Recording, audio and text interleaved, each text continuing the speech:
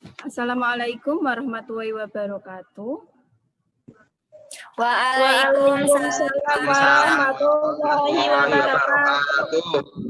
Sugeng pepanggihan ing pasinaon basa Jawi. Saderengipun miwiti pasinaon ing dinten menika, sumangga dedonga sesarengan. Dedonga kawiwitan. Matur nuwun. Buyuli absen rumiyin nggih, sinten ingkang dereng mlebet sampun jangkep dereng nggih. Para siswa, tasik sehat nggih, tasik semangat. Nggih.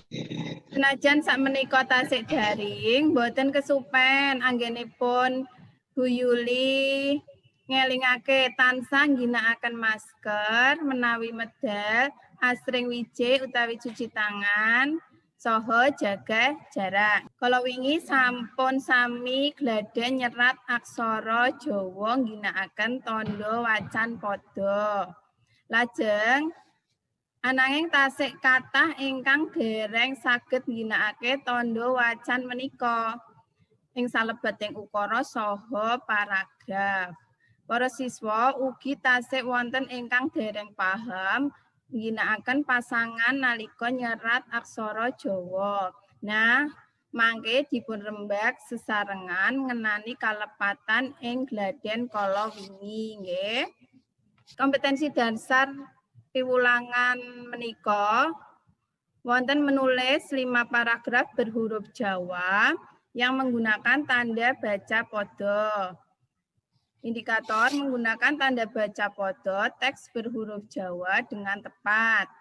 Menulis paragraf berhuruf Jawa yang menggunakan tanda baca pada. Tujuanipun, tujuan pembelajaran menika peserta didik dapat menggunakan tanda baca pada teks berhuruf Jawa dengan tepat. Peserta didik dapat menulis teks berhuruf Jawa yang menggunakan tanda baca pada.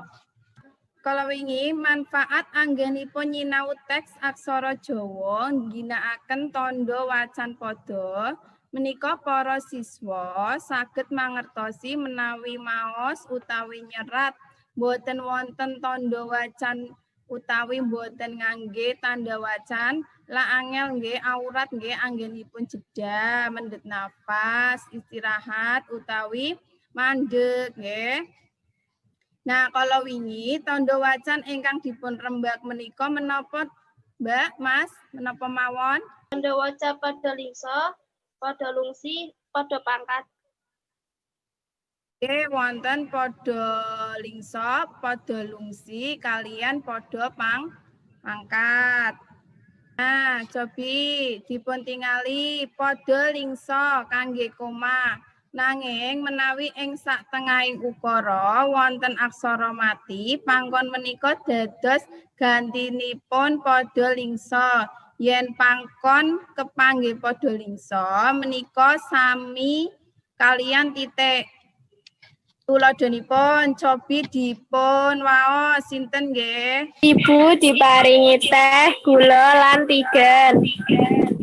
Leres. Pada lungsi kangge titik tuladhanipun coba dipun waos. Kula prigel nyerat aksara Jawa. Kula prigel nyerat aksara Jawa, leres nggih. Pada pangkat kangge ngapit angka, coba tuladhanipun dipun waos. Putrane Pak Sardi 3 wayahe gangsal. Nggih, putrane Pak Sardi 3 wayahe gangsal. Cobi dugi mriki wonten pitakenan mboten? Boten. Bu Yuli gadah gladhen. Nah, gladhen setunggal. Kembang mawar melati kenanga saha anggrek sinten ingkang badhe nggarap?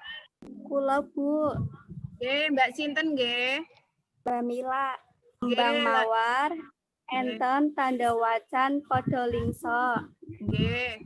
Melati enten tanda wacan pada lingsa. Nggih. kenanga saha anggrek enten tanda wacan pangkon plus padha lingsa. Nah, menika nggih mawar nika padha lingsa. Melati wonten padha lingsa. Anggrek niku pangkon kepanggih padha lingsa. Nggih, kaping kalih cobi sinten? Kula Bu. Nggih, Mbak Fitra, monggo. Budaya Jawa kedah dipun uri-uri. Enten padha lungsi. Pungkasan murid ing sekolahku sinten?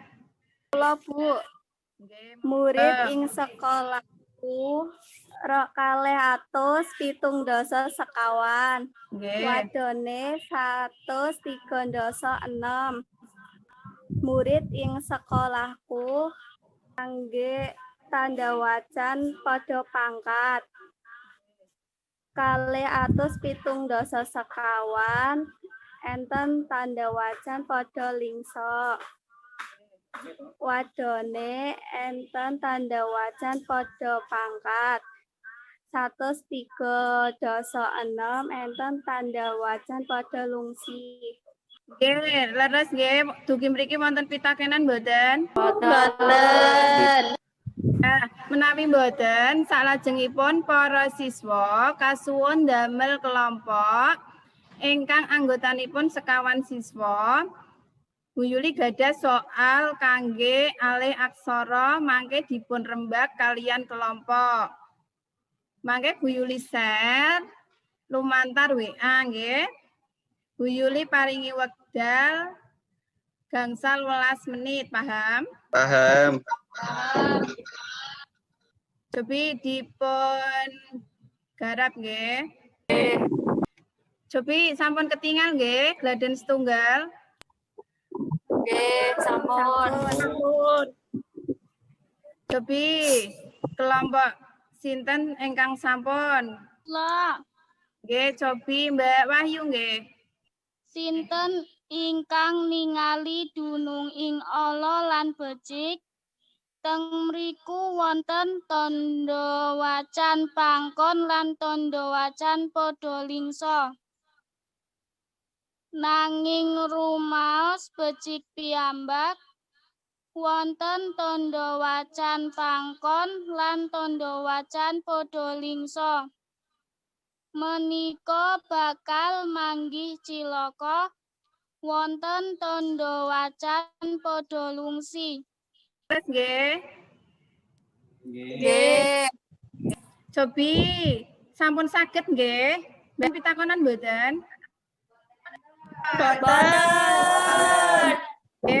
Menawi mboten, Bu Yuli gadah wacan Latin. Sakmangke para siswa kasuwun nyerat kangge aksara Jawa kanthi mandiri. Mangke dipun garap individu. Bu Yuli kirim lumantar WA nggih. Paham? Paham. Dan kalih. Mangke hasil saking alih aksara menika dipun kinton lumantar WA nggih. Menika dipun garap Bu Yuli paringi wekdal 12 menit nggih. Cobi sinten ingkang sampun? Kula Nggih. Mbak sinten nggih? Wahyu Sekar. Nggih. Cobi dipun andharaken. Nggih, sampun nggih dipun lajengaken. Saking pasinaon ingkang sampun kelampahan, sinten ingkang badhe maringi dudutan, monggo. Kula Bu. Nggih, Mbak Fitra, monggo. Menawi ing satengahing ukara wonten aksara mati. Pangkon menika dados gantinipun padha lingsa. Yen pangkon kepanggih padha lingsa menika sami kalian titik. Matur nuwun. Nah, kangge gladen teng griya, samangke Bu Yuli kintun soal lumantar WA nggih. Nggih. Wonten takonan mboten dumugi mriki? Boten. Pasinaon ing dinten menika Bu Yuli pungkasi menawi wonten klentah-klentunipun Bu Yuli nyuwun agunging pangapunten. Sumangga didonga sesarengan. Matur nuwun. Wassalamualaikum warahmatullahi wabarakatuh. Waalaikumsalam warahmatullahi